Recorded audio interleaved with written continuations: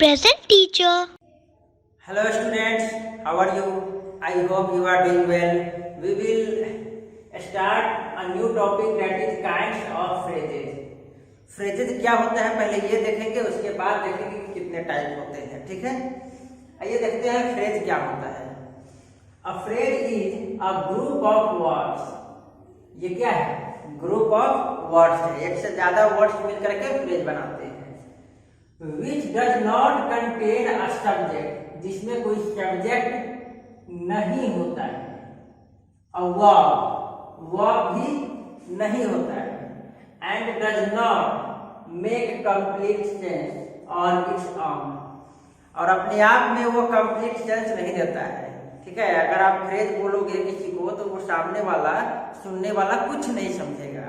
ठीक है, और आपसे क्वेश्चन करेगा कि आगे भी कुछ बताओ।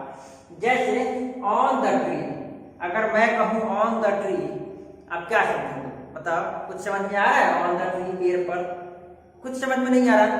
क्यों?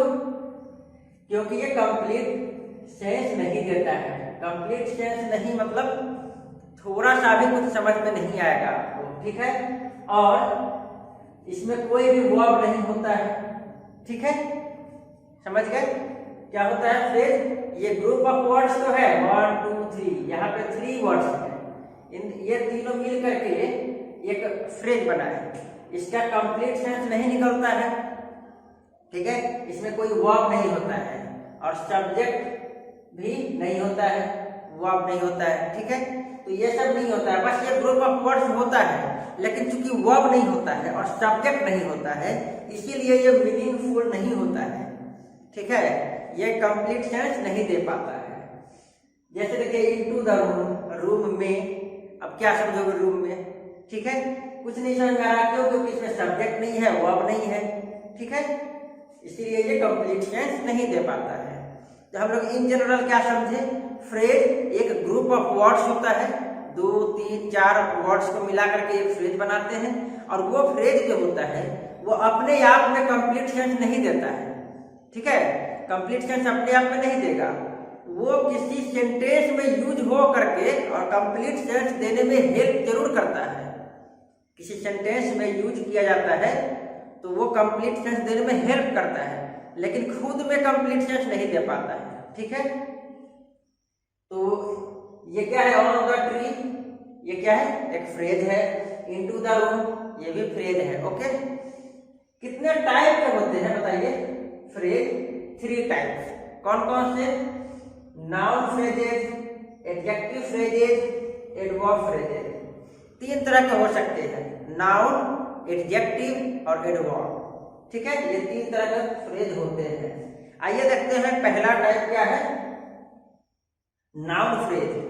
नाउन फ्रेज किसको कहते हैं? नाम से ही पता चल रहा है कि वो फ्रेज जो होगा एक नाउन की तरह काम करेगा। A noun phrase is a group of words that does the work of a noun. ठीक है, जो ग्रुप ऑफ वर्ड किसी सेंटेंस में नाउन की तरह काम करेगा तो उसे हम लोग क्या कहेंगे? नाउन फ्रेज कहेंगे। And how will we know that any group of word is working as a noun or not? कैसे पता चलेगा कि कोई भी ग्रुप ऑफ वर्ड जो है वो नाउन की तरह काम कर रहा है या नहीं कर रहा है? आप लोग सेंटेंस में पढ़े होंगे कि एक सेंटेंस में एक सब्जेक्ट होता है और कभी कभी ऑब्जेक्ट भी होता है। ठीक है, आप हमें बताइए सब्जेक्ट या ऑब्जेक्ट क्या होता है? किसी भी सेंटेंस में सब्जेक्ट या ऑब्जेक्ट हमेशा कोई ना कोई नाउन होगा या प्रोनाउन होगा। ठीक है, वो नाउन होगा या प्रोनाउन होगा। सब्जेक्ट भी नाउन या प्रोनाउन में से कोई एक होता है और ऑब्जेक्ट भी नाउन या प्रोनाउन में से कोई एक होता है। ठीक है, यानी कि नाउन फ्रेज जो है कहीं ना कहीं सब्जेक्ट या ऑब्जेक्ट की तरह काम करेगा। ठीक है, दूसरी बात, हम लोग ऑब्जेक्ट या सब्जेक्ट कैसे पहचानते हैं? किसी भी वर्ब के पहले व्हाट या हु लगाएंगे और क्वेश्चन पूछेंगे। अगर उसका आंसर मिलेगा तो वो सब्जेक्ट होगा, जो भी आंसर मिलेगा। और किसी भी वर्ब के बाद में व्हाट या हुम से क्वेश्चन पूछेंगे और अगर उसका आंसर जो मिलेगा वो उस सेंटेंस का ऑब्जेक्ट होगा। ठीक है। तो हम लोग इसी तरीके से पहचानेंगे कि कोई ग्रुप ऑफ वर्ड नाउन की तरह काम कर रहा है या नहीं कर रहा है। क्यों? क्योंकि अगर वो नाउन की तरह काम करेगा तो सब्जेक्ट होगा या ऑब्जेक्ट की तरह काम करेगा। ऑब्जेक्ट या सब्जेक्ट की तरह काम करेगा तो वो नाउन होगा, और वो नाउन होगा और ग्रुप ऑफ वर्ड्स होगा तो वो नाउन फ्रेज भी होगा। Got it? चलिए एग्जांपल समझते हैं। The example is I like to eat mangoes. I like to eat mangoes. ठीक है। अब यहाँ पे देखिए ये आई क्या है? सब्जेक्ट है। लाइक क्या है? वर्ब है। अब देखिए ये टू ईट मैंगोज, ये क्या है? ठीक है। चलिए इसको समझते हैं ये क्या है। मैं आम खाना पसंद करता हूं, यही इसका मीनिंग हुआ ना। और अगर मैं पूछूं क्वेश्चन ऑब्जेक्ट पहचानने के लिए, इस पे डाउट हो रहा है ना कि ऑब्जेक्ट है या नहीं है, तो इसको हम लोग पूछते हैं ऑब्जेक्ट पहचानने वाले तरीके से। ऑब्जेक्ट कैसे पहचानते हैं? किसी भी वर्ब के बाद हु, वाट या होम लगाएंगे। क्या लगाएंगे? वाट या होम। तो हम लोग लगाते हैं आई लाइक वाट, मैं पसंद करता हूं क्या। क्या आंसर मिला? आम खाना। आई लाइक वाट, क्या आंसर मिला? आम खाना। टू ईट मैंगोज, तो देखिए तो ये वाट का आंसर दिया ना। और किसी भी वर्ब के बाद में अगर वाट का आंसर मिल जाए तो वो क्या होता है? नाउन होता है, या नाउन की तरह काम करता है। तो ये वाट का आंसर मिल रहा है, टू ईट मैंगोज, ये वाट का आंसर दिया तो ये क्या हो गया? ये ऑब्जेक्ट हो गया। Got it? और अगर ये ऑब्जेक्ट हो गया तो पक्का ऑब्जेक्ट कोई ना कोई नाउन होता है या प्रोनाउन होता है। अब ये प्रोनाउन हो नहीं सकता, तो ये क्या बचा? नाउन। ठीक है। तो ये क्या है? एक नाउन की तरह काम कर रहा है। Got it? और ये नाउन की तरह काम कर रहा है। एक वर्ड का तो है नहीं कि नाउन कहेंगे, एक से ज्यादा वर्ड है और नाउन की तरह काम कर रहा है तो ये नाउन फ्रेज हो गया। ओके। अगर मैं लिखूं I like mangoes, I like mangoes, I like what, क्या आंसर मिला? मैंगोज। तो यहाँ मैंगोज क्या है? वाट का आंसर मिला। तो ये क्या हो गया? ये ऑब्जेक्ट हो गया, और ऑब्जेक्ट हो गया तो ये नाउन हो गया। तो ये एक वर्ड का है तो इसको हम लोग नाउन कहेंगे, और ये ग्रुप ऑफ वर्ड्स हैं तो इसको हम लोग कहेंगे नाउन फ्रेज। ओके। तो क्या समझे हम लोग?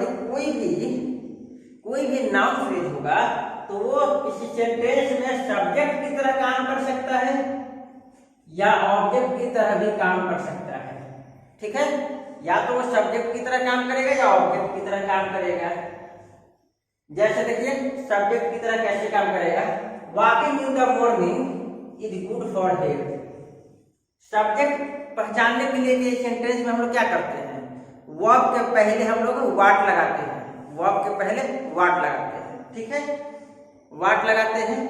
अब देखिए यहाँ पे हम लोग लगाएंगे वाट वर्ब से पहले, ये वर्ब है ना, तो वर्ब से पहले वाट लगाएंगे। What is good for health, तो क्या आंसर मिलेगा? Walking in the morning. What is good for health, तो क्या मिलेगा? Walking in the morning.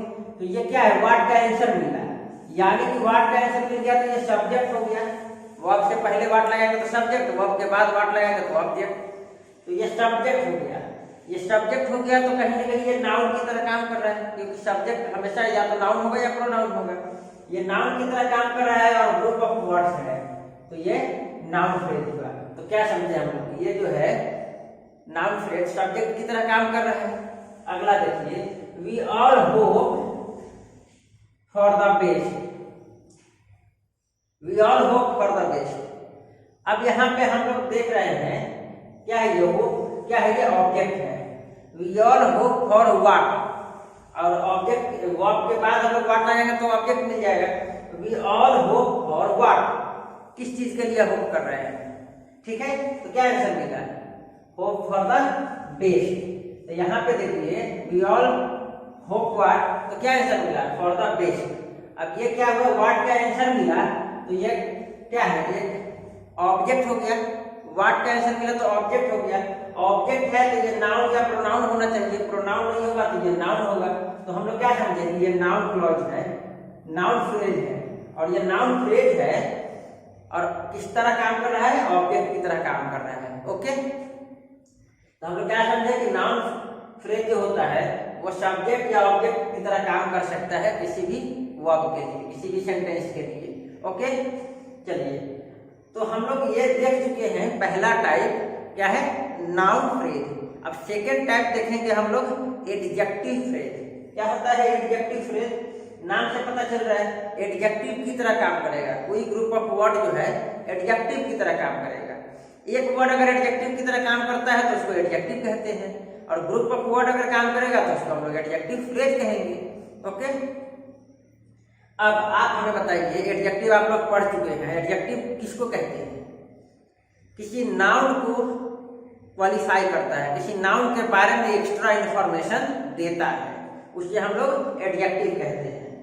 तो यहाँ भी कोई ना कोई नाउन होगा जिसके बारे में कुछ बताया जाएगा, तो किसी भी नाउन के बारे में कुछ बताया जाएगा तो उसको हम लोग एडजेक्टिव फ्रेज कहेंगे। ठीक है, an adjective phrase is a group of words that does the work of an adjective। वो एडजेक्टिव की तरह काम करेगा। ठीक है, वो ग्रुप ऑफ वर्ड है, एडजेक्टिव की तरह काम करेगा, तो उसको हम लोग क्या कहेंगे, एडजेक्टिव फ्रेज। चलिए एग्जांपल से समझिए, Kolkata is a city with a large population. Kolkata बहुत बड़ी जनसंख्या वाला शहर है। कोलकाता इज अ सिटी, यहां तक हो गया। और ये सेकंड पार्ट क्या है, आप हमें बताइए सेकंड पार्ट क्या है, विद अ लार्ज पॉपुलेशन, बहुत बड़ी जनसंख्या वाला शहर। ये सिटी के बारे में बता रहा है, ये जो भी है ये सिटी के बारे में इंफॉर्मेशन दे रहा है कि सिटी कैसा है, बहुत बड़ी जनसंख्या वाला सिटी है। ठीक है, तो यहाँ पे सिटी के बारे में बताया, तो ये क्या हो गया, ये एक, और सिटी क्या है, ये नाउन है, तो इस नाउन के बारे में बताया। और कोई भी नाउन के बारे में एक्स्ट्रा इंफॉर्मेशन अगर दिया जाए तो उसको हम लोग एडजेक्टिव कहते हैं। तो ये क्या है, विद अ लार्ज पॉपुलेशन एक एडजेक्टिव है, एडजेक्टिव की तरह काम कर रहा है। और चूंकि ये एक वर्ड का नहीं है, एक वर्ड का होता तो एडजेक्टिव कहते हैं, ग्रुप ऑफ वर्ड्स हैं, तो इसको हम लोग क्या कहेंगे, एडजेक्टिव फ्रेज। ओके, चलिए एक और एग्जांपल से समझते हैं। द मैन वोर अ शर्ट मेड ऑफ कॉटन। वो व्यक्ति जो शर्ट पहना है वो कॉटन का बना हुआ है।